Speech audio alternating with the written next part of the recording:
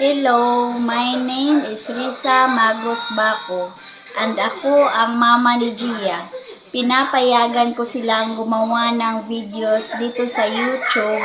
at kami ay naka-supervise sa kanilang content para siguradong ligtas at angkop ito. Nagbabalik po ang Sunday Spark Live at ang pag-uusapan natin ngayon ay tungkol sa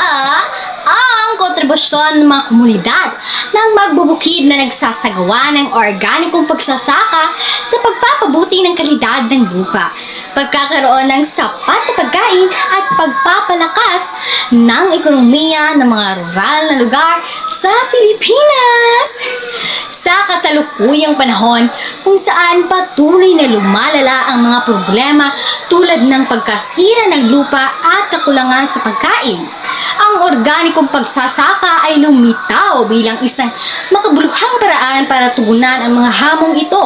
lalo na sa mga rural na lugar ng Pilipinas. Maraming komunidad ng mga magbubukid ang nagdesisyon na lumipat mula sa tradisyonal na pagsasakang umaasa sa kemikal na pataba at pestisidyo tungo sa organikong paraan na nakabatay sa mga natural na pamamaraan para palakasin ang kalidad ng lupa. Ang mga ebidensya mula sa mga pag-aaral ng Bureau of Soil and Water Management ay nagpapakita na ang mga lupang ginagamitan ng organikong pamamaraan ay nagpapakita ng mas mataas na antas na pagkakaayos ng mga lupa,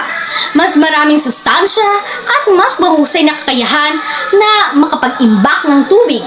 Bukod pa rito, ang organikong pagsasaka ay nakakatulong na pigilan ang pagguho ng lupa at pagkawasak ng mga ekosistema na nagpapabuti hindi lamang sa kalidad ng lupa kundi pati na rin sa pangkalahatang kalusugan ng kapaligiran sa mga rural na lugar. Magbabalik po ang Sunday Spark